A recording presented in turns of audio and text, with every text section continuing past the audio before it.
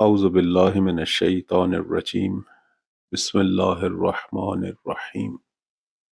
الحمد للہ رب العالمین والصلاة والسلام علی محمد وآلہ الطاہرین سیما بقیت اللہ اللہم اجل ولیک الفرج۔ سلسلہ درس زیارت مبارکہ آل یاسین۔ السلام علیکہ یا خلیفۃ اللہ و ناصر حقہ، کہ سلام ہو آپ پر اے اللہ کے خلیفہ، اے زمیں پر پروردگار کی حجت اور اس کے حق کے مددگار، یعنی اللہ کے مددگار، اس کے حق کو انجام دینے والے۔ پچھلے درس میں خلیفۃ اللہ پر تو گفتگو کی، لیکن یہ جو دوسرا حصہ ہے کہ خدا کے حق کے مددگار، اس سے کیا مراد ہے؟ ہمارے پاس زیارت شریف آل یاسین کے دو نسخے ہیں، دو طرح سے زیارت موجود ہے اور ان میں تھوڑا سا فرق بھی ہے۔ مثلا یہ جو مشہور زیارت جو ہمارے پاس موجود ہے، اس میں ناصرہ حق کے ہی آیا ہے، لیکن جو دوسرا نسخہ ہے اس میں آیا ہے ناصرہ خلقہ، یعنی اللہ تعالیٰ کی مخلوق کے مددگار۔ اب یہاں خدا کے حق کے مددگار یا اس کی مخلوق کے مددگار سے مراد کیا ہے، اس پر انشاءاللہ آج تھوڑی سی گفتگو کریں گے۔ اور اس حوالے سے ایک اہم سوال بھی آیا ہے کہ آیا امام جو ہے وہ مدد کر سکتے ہیں مخلوقات میں سے کسی کی یا نہیں، یعنی آیا یا علی مدد کہنا یا مہدی مدد کہنا صحیح ہے یا نہیں؟ سورہ حمد کے اندر آیا ہے ایاک نعبد و ایاک نستعین، کہ ہم تیری ہی عبادت کرتے ہیں اور فقط تجھ سے مدد مانگتے ہیں۔ آیا اس کے ساتھ تضاد ہے یا نہیں؟ سب سے پہلی بات تو یہ ہے کہ یہاں ناصرہ حق کے ہی سے مراد یہ ہے کہ امام زمان علیہ السلام زمین پر پروردگار کے امور کو انجام دینے والے ہیں۔ خدا نے جو مشن ان کے سپرد کیا ہے، اس مشن کو امام زمانہ غیبت میں بھی انجام دے رہے ہیں،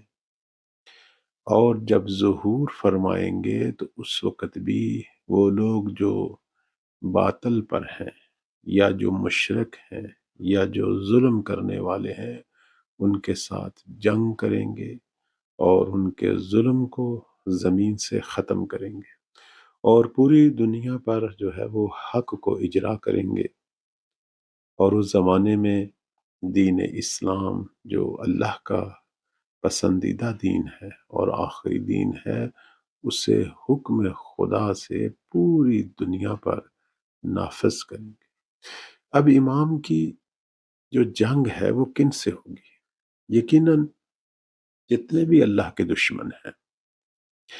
وہ جو علی اعلان کافر ہیں، علی اعلان مشرک ہیں، علی اعلان ملحد ہیں، ان سے بھی جنگ ہوگی۔ اسی طرح وہ گمراہ جو بظاہر مسلمان ہیں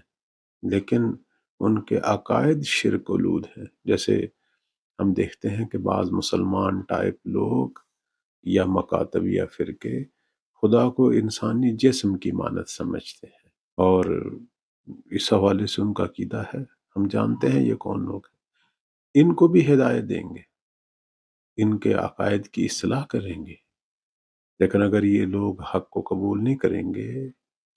اور حق کے مد مقابل کھڑے ہوں گے اور حق کا مقابلہ کرنے کی کوشش کریں گے تو مولا کی جنگ ان سے بھی ہوگی۔ بس امام زمان جو ہے وہ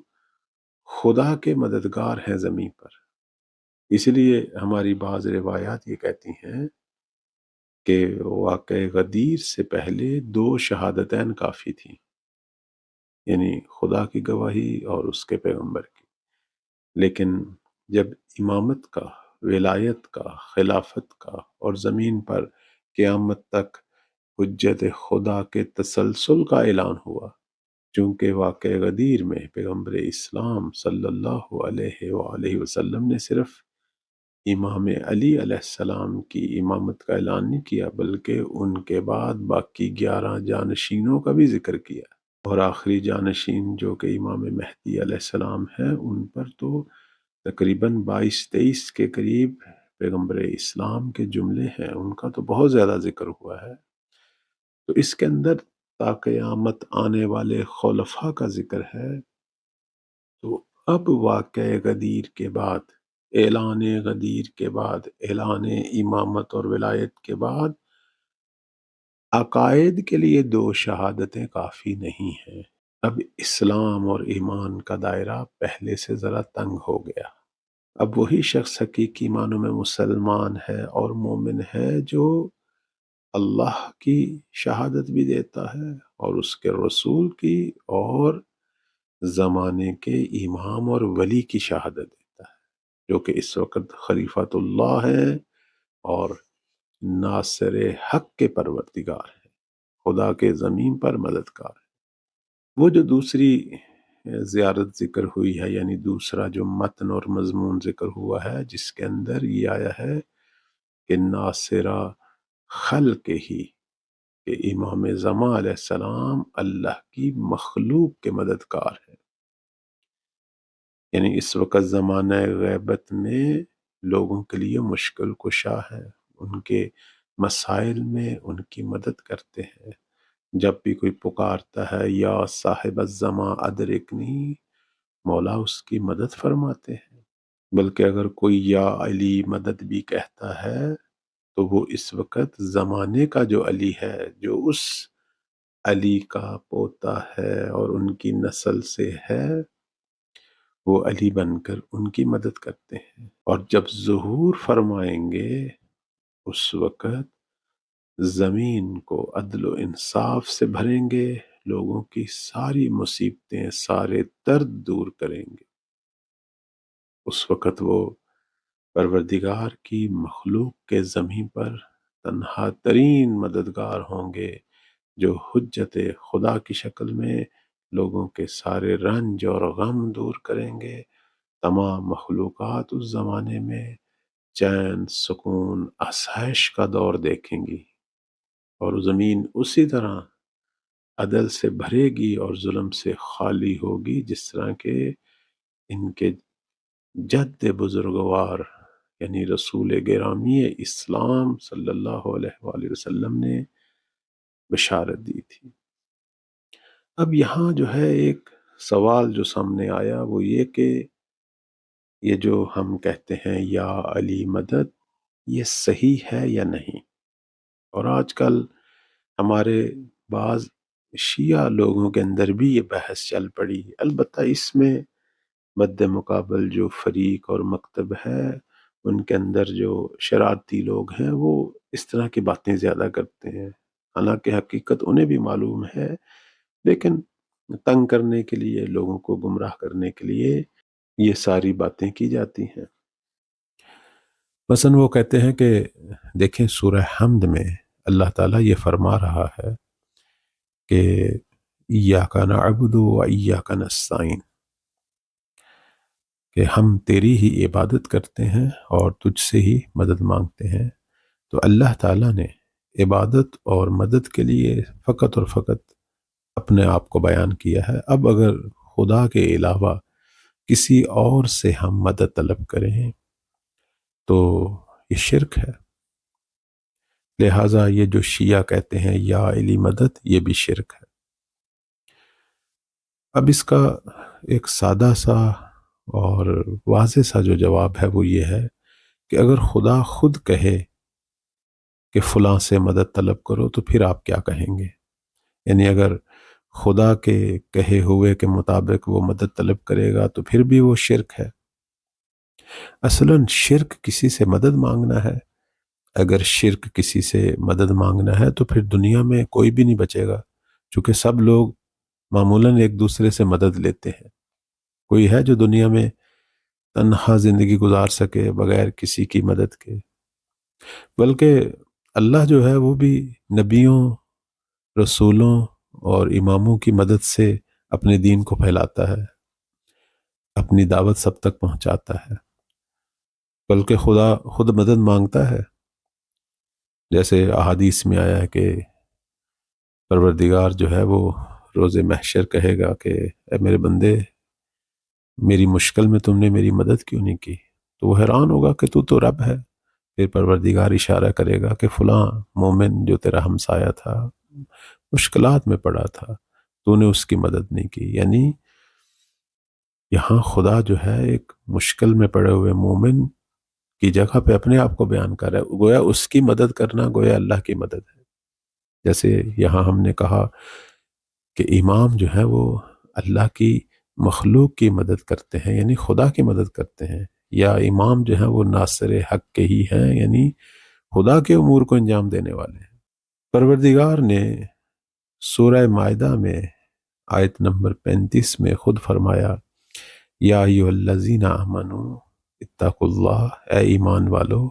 اللہ سے ڈرو، تقوی خدا رکھو، وابتغوا الیہ الوسیلہ، اور اس کی طرف وسیلہ پیدا کرو۔ یہاں پروردگار جو ہے وہ وسیلے کی بات کر رہا ہے، اسی لیے انبیاء اور ائمہ سے جو ہم مدد مانگتے ہیں یہ وسیلہ الہی کے عنوان سے ہے، نہ کہ ہم انہیں معبود سمجھتے ہیں، نہ کہ ہم انہیں خدا سمجھتے ہیں۔ کوئی مسلمان مومن کبھی بھی ایسا تصور نہیں کر سکتا۔ تو قرآن مجید کے اندر ہم دیکھتے ہیں کہ انبیاء نے مدد مانگی، بلکہ انبیاء سے لوگوں نے مدد مانگی، بلکہ خدا نے خود کہا ہے کہ فلاں فلاں سے مدد مانگو۔ یہ تو کاملاً توحید ہے۔ اگر اللہ کے علاوہ کسی کو وسیلہ الہی سمجھ کر اس سے مدد مانگنا، یہ عین توحید ہے۔ وہ جو چیز شرک ہے وہ یہ ہے کسی کو خدا کی مانند سمجھنا، کسی کو خدا کے برابر سمجھنا، یا کسی کو یہ سمجھنا کہ وہ مستقل ہے اور بے نیاز ہے، وہ ہماری مدد کر سکتا ہے۔ اگر ہم اس طرح کی بات کریں گے تو یہ شرک اور کفر ہے۔ لیکن اگر ہم اللہ کے حکم کے مطابق اسی کے وسیلے سے مدد مانگیں، یا جس سے خدا نے کہا مدد مانگو اس سے مدد مانگے، یا کسی کو خدا کا نمائندہ سمجھ کر اس کی حجت سمجھ کر کہ وہ حکم خدا سے ہماری مدد کرے گا، اس انداز سے مدد مانگیں، تو یہ شرک نہیں بلکہ عین توحید ہے۔ اب آپ خود دیکھیں کہ قرآن مجید کے اندر سورہ بقرہ میں آیت نمبر 45 میں آیا ہے کہ وَاسْتَعِینُوا بِالصَّبْرِ وَالصَّلَاةِ۔ اللہ تعالیٰ خود کہہ رہا ہے کہ صبر، یعنی صبر سے مراد یہاں البتہ احادیث کی روح سے روزہ ہے، یعنی روزے سے اور نماز سے مدد مانگو۔ اب روزہ اور نماز عبادت ہے، اللہ نے خود دو عمل جو ہیں وہ بیان کر دیے کہ ان سے مدد مانگو۔ حالانکہ ان سے مدد مانگنا گویا خدا سے مدد مانگنا ہے، اسی طرح کسی حجت سے مدد مانگنا گویا خدا سے مدد مانگنا ہے، نہ کہ ہم خدا کو ایک طرف کر کے اسی کو سارا کچھ سمجھ رہے ہیں۔ کوئی بھی مسلمان، کوئی بھی شیعہ، کوئی بھی مومن، حتیٰ کوئی بھی اہل سنت اس طرح کا عقیدہ نہیں رکھتا۔ اب خدا خود کہہ رہا ہے، وہی خدا جو کہہ رہا ہے صرف مجھ سے مدد مانگو، پھر وہ کوئی اور چیزیں بھی بیان کر رہا ہے کہ ان سے بھی مدد مانگو۔ تو اس کا مطلب ہے کہ اللہ سے مدد مانگنے کے کئی طریقے ہیں، یعنی خدا سے براہ راست بھی مدد مانگ سکتے ہیں، اور اس کی بتائی ہوئی چیزوں سے بھی مدد مانگ سکتے ہیں، اور یہ ساری چیزیں عین توحید ہیں۔ اسی طرح آپ دیکھیں کہ سورہ قصص کی آیت نمبر 15 میں ایک واقعہ ذکر ہے کہ حضرت موسیٰ جو ہیں وہ شہر میں آتے ہیں، تو ان کے ہی پیروکاروں میں سے ایک شخص نے ان کو پکارا اپنی مدد کے لیے کہ فَاسْتَغَاثَهُ الَّذِي مِنْ شِيَّتِهِ عَلَى الَّذِي مِنْ عَدُوِّهِ، یعنی فَاسْتَغَاثَهُ سے مراد طلب غوث ہے کہ میری مدد کو پہنچیں۔ کون کہہ رہا ہے؟ ان کا ایک شیعہ، یعنی ان کا ایک پیروکار اپنے دشمن کے مد مقابل، اور حضرت موسیٰ نے فوراً اس کی مدد کی۔ یہ نہیں کہا کہ تو شرک کر رہا ہے، تو نے مجھے کیوں پکارا، تو اللہ کو پکار۔ یہ آپ دیکھیں کہ پروردگار جو ہے جب ہجرت ہوئی ہے، سورہ انفال کی آیت نمبر 72 میں پروردگار مہاجرین کو حکم دے رہا ہے کہ وہ لوگ جو رہ گئے ہیں مکہ میں، جو نہیں آ سکے، لیکن اگر وہ تمہیں اپنی مدد کے لیے پکاریں تو تم پر واجب ہے ان کی مدد کرو۔ پروردگار کیا فرما رہا ہے؟ وَنِسْتَنْصَرُوكُمْ فِي الدِّينِ فَعَلَيْكُمُ النَّصْرُ۔ اے مہاجرین، اے مومنین، وہ جو لوگ پیچھے رہ گئے ہیں، اگر وہ تمہیں دین کے مسئلے میں پکاریں، تم سے مدد طلب کریں، تم پر واجب ہے ان کی مدد کرنا۔ اب یہاں خدا کیوں نہیں کہہ رہا کہ ان کو حق نہیں ہے کہ وہ تمہیں پکارے، بلکہ وہ مجھے پکاریں؟ بلکہ خدا کہہ رہا ہے کہ وہ تمہیں پکاریں، یعنی گویا ان کا پکارنا بھی ٹھیک ہے اور تمہارا مدد کرنا واجب ہے، یعنی یہ ایک امر الہی ہے۔ یعنی خدا یہاں خود کہہ رہا ہے کہ مومنین ایک دوسرے کی مدد کریں۔ جب کوئی مومن کسی کو پکارے تو دوسرے عام مومن پر بھی واجب ہے اس کی مدد کرنا، نہ کہ اللہ یہاں شرک اور توحید کی بحث لے کر بیٹھ جائے کہ یہ انہوں نے میرے علاوہ کیوں کسی کو پکارا اور تم کیوں ان کی مدد کر رہے ہو، تم گویا ان کے اللہ ہو۔ نعوذ باللہ، کوئی ایسی بات نہیں ہے۔ دونوں طرف مومن ہیں، دونوں طرف اللہ کو سجدے کرنے والے ہیں۔ مجھے سمجھ نہیں آتا بعض دفعہ لوگ یہ بحثیں کرتے کیوں ہیں، یعنی اتنی واضح سی بات ہے۔ اگر ہم اس طرح کی چیزوں کا انکار کر بیٹھیں تو دنیا کا سارا نظام درہم برہم ہو جائے گا۔ ہم تو اپنے امور میں ہر روز ایک دوسرے سے ہزاروں مدد مانگتے ہیں، ہمارے تمام امور اسی طرح چلتے ہیں۔ مریض ڈاکٹر کی مدد لیتا ہے، ہم نے گھر بنانا ہو مستری کی مدد لیتے ہیں، انجینئر کی مدد لیتے ہیں، کپڑے سلوانے ہو درزی کی مدد لیتے ہیں، کھانا پکانا ہو تو آپ دیکھیں باورچیوں کی مدد لیتے ہیں، گھروں میں ماں باپ ایک دوسرے کی مدد کرتے ہیں، بچے ماں باپ کی، ماں باپ بچوں کی، میاں بیوی ایک دوسرے کی۔ انسانی زندگی ایک دوسرے کی مدد پہ قائم ہے، لیکن کوئی کسی کو خدا نہیں سمجھ رہا، بلکہ سب ایک دوسرے کو وسیلہ الہی سمجھتے ہیں کہ اللہ نے ماں باپ کو بچوں کی مدد کے لیے، بچوں کو ماں باپ کی مدد کے لیے، میاں بیوی کو ایک دوسرے کی مدد کے لیے، لوگوں کو اپنے علم اور اپنے تجربے اور اپنی مہارت میں ایک دوسرے کی مدد کے لیے، بلکہ یہ ساری چیزیں واجب ہیں۔ اس لیے ہماری شریعت میں آیا ہے کہ اگر کسی شہر میں کوئی ڈاکٹر نہیں ہے تو سب پر ڈاکٹر بننا واجب ہے، لیکن اگر ایک ڈاکٹر بن جائے یا چند ڈاکٹر بن جائیں کہ جس سے سب کی مشکلیں حل ہو رہی ہیں تو پھر یہ وجوب سب سے ختم ہو جائے گا۔ اگر کسی شہر کے اندر کوئی درزی نہیں ہے، کسی شہر کے اندر کوئی انجینئر نہیں ہے تو سب پر بننا واجب ہو جاتا ہے، لیکن اگر چند لوگ بن جائیں تو سب پر یہ وجوب ختم ہو جاتا ہے، کیونکہ اب کچھ بن گئے اور باقیوں کی مدد ہو رہی ہے۔ یہ تو نظام زندگی ہے، اللہ کا بنایا ہوا نظام ہے۔ اب یہاں خدا خود کہہ رہا ہے کہ اے مہاجرین، وہ جو مکے میں رہ گئے ہیں اگر مدد کے لیے پکاریں تو ان کی مدد کریں۔ اسی طرح آپ دیکھیں سورہ نمل کی آیت نمبر 38 میں، پیغمبر ہے اللہ کا حضرت سلیمان اور مدد مانگ رہے ہیں، فرما رہے ہیں کہ یا ایھا الملا ایکم یاتینی بے عرشہا، اے میرے گرد میرے درباری جو کھڑے ہو، تم میں سے کون میرے لیے جو ہے وہ تخت لے کے آئے گا، یعنی تخت بلقیس۔ اب یہاں پیغمبر نے یہ کہا ہے، یہ تقاضا کیا ہے، تو یہ شرک ہے؟ نہیں ہو سکتا۔ پیغمبر خود تقاضا کر رہا ہے اور اللہ اس کی مذمت نہیں کر رہا۔ پیغمبر تو معصوم ہے، وہ تو خلاف توحید نہ کوئی بات کہہ سکتا ہے نہ کوئی عمل کر سکتا ہے۔ یعنی پیغمبر نے اپنے درباریوں سے ایک مدد مانگی تو نہ یہ مدد مانگنا خلاف توحید ہے اور نہ ان کا مدد کرنا خلاف توحید ہے۔ اور اس کے بعد ہم دیکھتے ہیں کہ جناب آصف بن برخیہ نے جب پلک چھپکنے کی مدت میں، یعنی ایک لحظے سے بھی کم تر عرصے میں وہ تخت حاضر کر دیا، تو جناب سلیمان علیہ السلام نے اس کو اپنے رب کا فضل قرار دیا۔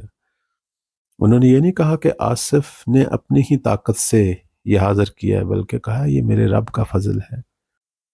یعنی سلیمان جو ہے یہاں توحید بیان کر رہے ہیں کہ میرے رب کی دی ہوئی قوت سے، میرے رب کے دیے ہوئے علم سے اس نے تخت کو حاضر کیا ہے۔ اب ہم جب ایک دوسرے سے مدد مانگتے ہیں تو اپنے رب کے دیے ہوئے حکم سے، اس کی دی ہوئی طاقت سے، اس کے دیے ہوئے تجربے سے، اس کے دیے ہوئے علم اور اس کی دی ہوئی مہارت سے ایک دوسرے سے مدد مانگتے ہیں کہ اس کے پاس یہ علم ہے، اس کے پاس یہ تجربہ ہے۔